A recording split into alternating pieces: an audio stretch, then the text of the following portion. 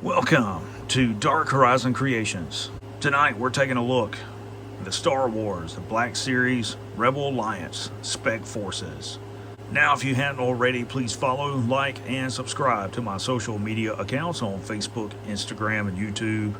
Don't forget to hit that bell icon so you get a notification of when I post new content.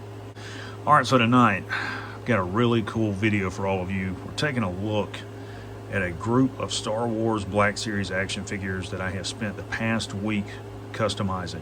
These figures comprise a detachment from Black Spear, Special Missions Unit within the Rebel Alliance SpecForces. Now this is a fictional unit that I created for a manuscript for a Star Wars Legends novel entitled Rebel Destiny. I spent the past 4 years working on this novel. So I started out making a custom action figure for the leader of Black Spear, Captain Maven Thurl, and from there I just expanded that to work on an entire detachment. And I used 5 of the Star Wars Black Series Rebel Commandos from Return of the Jedi, as well as a custom Jyn Erso action figure and Vel Sartha's action figure. So what I'm going to do is briefly go through each of these figures one at a time and show you all of the changes that I made to the figures to customize them the way that I wanted them. Alright, we're going to start with this guy. Now I haven't given any of the Rebel Commandos a fictitious identity or name. I've just designated this particular figure as the patrol leader. So to begin, if you collect the Black Series, you know that the indoor Rebel Commando, like the Hoth Rebel Soldier, includes a head sculpt with interchangeable portraits. And on this action figure, like the Hoth Rebel Soldier, it has a non-bearded portrait as well as a bearded portrait with gray hair. What I did with this figure is I decided to give him brown hair. So I used Apple Barrel Crafts and I went with burnt umber, repainted his beard and mustache in a brown tint just to separate him from this figure, to make them look different. Next thing I'll point out is his Blastech A280 blaster rifle, and I'll turn it to the side. You guys can see I've added some metallic accents like the push pins and things. I painted those using Vallejo real steel. I've also painted in the optical lens as well as the objective lens on the scope on the rifle so that it looks realistic. If you look at his belt, I switched his belt out entirely. This is the gun belt from the G.I. Joe Classified Series Footloose. I really like the way this belt looks. I like the holster on the waist of the belt here. The blaster is one of Grief Karga's blasters. You can see there. And you can see that I've used Vallejo Iraqi sand to weather his rucksack, dirty up his pants, his boots, his elbows, just to make him look a little more realistic. All the way around, this is a really cool looking figure, and this is sort of the standard for me with my action figures. I intend to purchase more of the Footloose action figures just to get that gun belt and the chest rig for these soldiers. Next, I'll bring out the number 2 guy in the patrol, and you can see I've also repainted his blaster rifle. I used Iraqi sand on him as well as all the figures to weather them, dirty up his pants. Looks like he's been down on his knees in a kneeling position. His boots, as well as his rucksack. And you guys can see that these figures did not include a holster for their DH-17 blasters, and they also included a tubular storage pouch here that kind of just was suspended over their crotch. And what I did was I used my hobby knife to cut that off. I sanded that down because I didn't like the way it looked, so that the belt buckle could go back over the front of their pants. And I made custom holsters for all the action figures. And what I have here is the holster off of a Black Series Rebel Fleet Trooper from the 2-pack. I didn't realize it at the time, but when I opened the Fleet Trooper and the Stormtrooper, I found that the Fleet Trooper had some major quality control issues where one leg was longer than the other one. So I just broke him apart, used him for fodder. I cut his holster off, I repainted it, glued it on a piece of foam, and repainted the DH-17 blaster pistol you see there. And there you go. There's my number 2 guy. All right, here's the number 3 guy in the patrol. I used the same weathering techniques, repainted the blaster rifles. Only difference is for his sidearm, I used the right thigh holster off of Grief Karga. I cut the straps off of it, repainted it, glued it to the gun belt. That's Grief Karga's blaster pistol right here. Number 4 guy in the patrol, again, same weathering techniques, same repaint on the weapons. For his DH-17, what I did was I removed the back holster from the Target exclusive G.I. Joe Classified Series Cobra officer from the Python Patrol, and I sanded it down.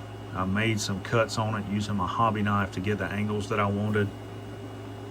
Cut out the indentation here on the front to accommodate the scope on the DH-17. You see the back of it, and I just made a leg strap with some foam and glued all of that onto the holster, glued it around the leg of the soldier, and there you go. And for the last guy in the patrol, we've got Nick Sant. And you can see I've used the same weathering techniques with Iraqi sand on the action figure. I didn't paint his boots. I did repaint the weapons. And again, for the drop thigh holster for his DH-17, I used one of the back holsters from the Target exclusive G.I. Joe Classified Series Python Patrol Cobra officer to make a holster, and I used craft foam to make the leg strap and just glued it on. You guys can see the backpack is weathered there. He's a really cool looking figure. I do like him. Next, you got Vel Sartha. So she is equipped with her BK-43 blaster carbine. You can see I've dirtied up her clothes and her boots using the Vallejo Iraqi sand. But Vel did not include a sidearm. So what I did was I removed one of the blaster pistols, the Blastech A180, from one of my spare Gen Urso action figures. Used a bowl and pop method to break her apart and put that holster right on her, and that's all that I've done at this time. I'm looking at possibly adding a chest rig for her, but I like Vel because Vel's more of an undercover operative where she's not going to want a lot of overt kit on her, so I may leave her as she is. All right, next we've got Gen Urso, the babe with a blaster. So one of the things I'll point out for those of you that don't know this, there were a couple versions of Gen Urso released in the Black Series in 2016 with Rogue One. You had the mass retail release, and then you had the Kmart exclusive release, which is where this head sculpt is from. It included the cap.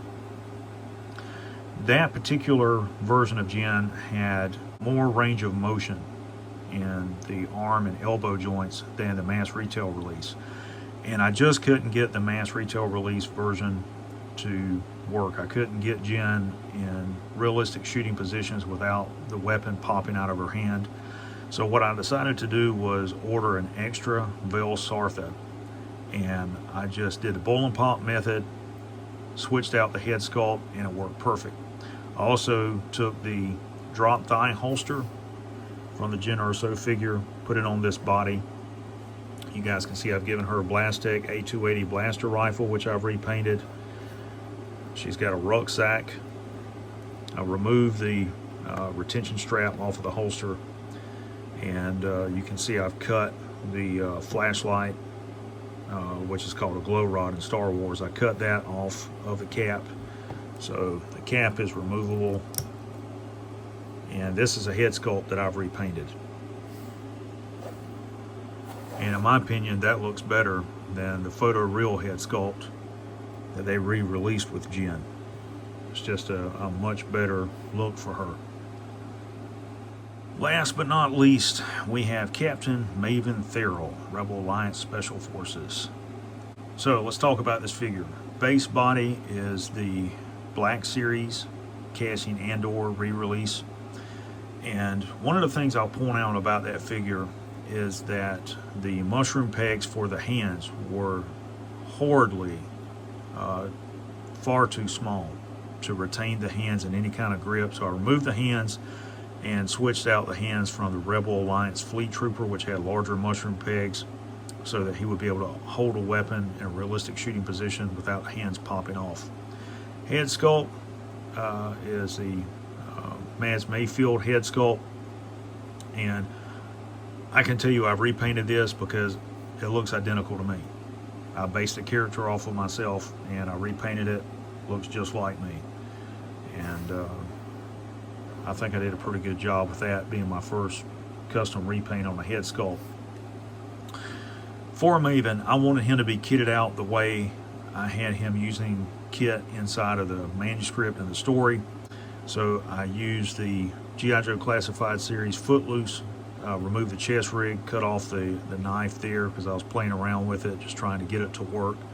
And for him to pocket the stock of the rifle on his shoulder, that was getting in the way, and that's why I cut it.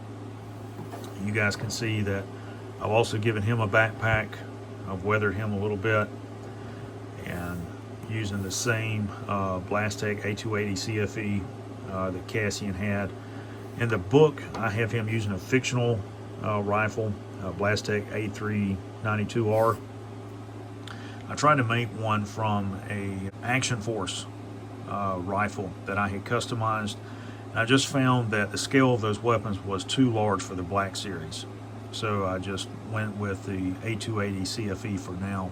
I know someone that 3D prints accessories for Black Series figures, and I'm going to see if he can print a 392 for me.